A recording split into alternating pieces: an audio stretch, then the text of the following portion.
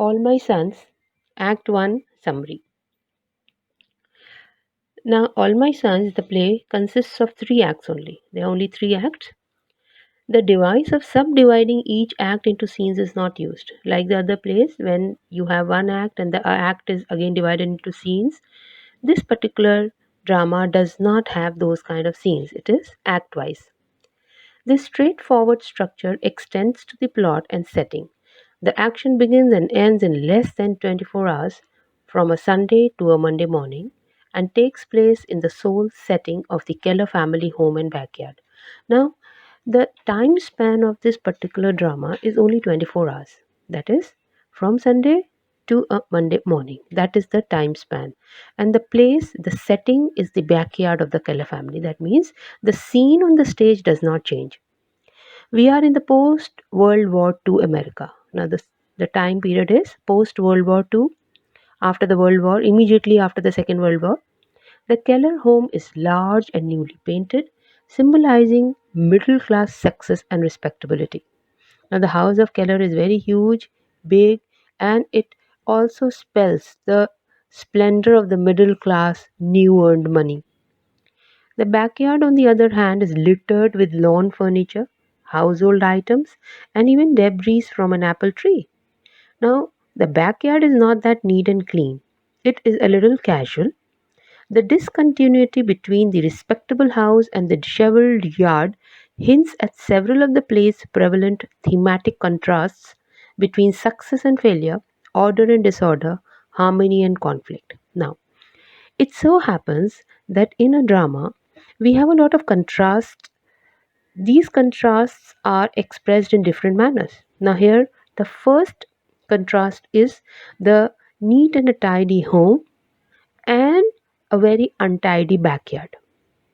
Now, this all the different thematic contrasts which are there in the drama are between success and failure. Now, the success could be the neat and tidy house, the failure could be the untidy backyard. Then order and disorder. Now, very relevant in this case. The order is the neat and tidy house, and disorder is the backyard. Harmony and conflict. Harmony is again the harmony of a neat and tidy home, and conflict is the untidy backyard. In fact, multiple sources of conflict within the Keller home are relevant in Act 3, revealed in Act 1. In Act 1, we see that there is a lot of conflict. Larry, Joe's youngest son, disappeared during service in World War II and had been missing in action for 3 years. The act opens with small talk between Joe and his neighbors, Frank and Jim, that quickly turns from the daily news to Larry. Now, Larry is the son of Joe Keller and he has been missing in the World War II. The neighbors, they don't want to talk about him, but ultimately and finally they come to Larry. The attention of the group is focused on an ominous portent of trouble. An apple tree intended to be a memorial to Larry has been downed by a windstorm during the previous night. Now, in the Keller backyard, there was a apple tree which they had planted for Larry. Now, what happened? During the night, there was a storm and this apple tree broke. Joe worries that this event, which occurs in the same month as Larry's birthday, will upset his wife Kate.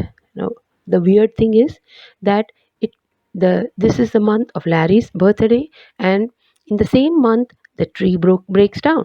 Now, this is going to have a very bad effect on the mother, that is the wife of Larry, the wife of Joe, and her name is Kate. Moreover, Anne Deaver, Larry's former girlfriend, has returned for a surprise visit to the Keller home.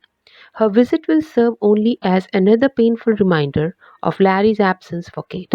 Now, the second problem is that Anne Deaver, who was Larry's girlfriend, she has returned and it is a surprise visit. She has come and she's staying in the Keller home. Now, her visiting is also a very painful reminder of the absence of Larry, especially for the mother.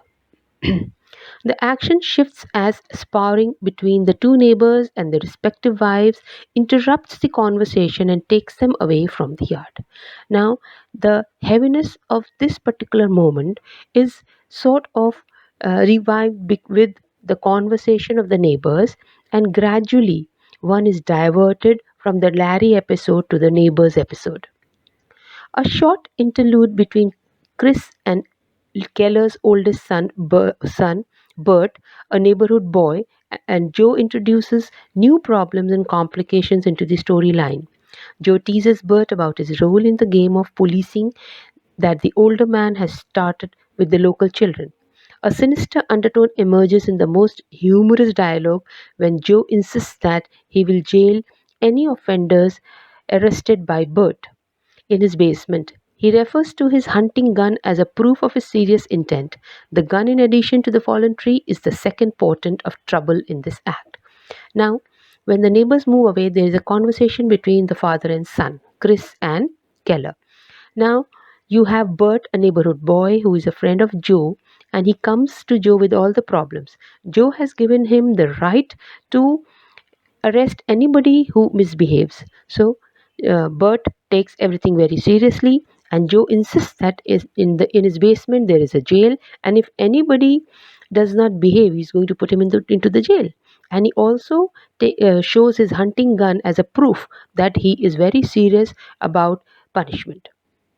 Now, this gun in addition to the fallen tree, is one of the important factors to be noticed here.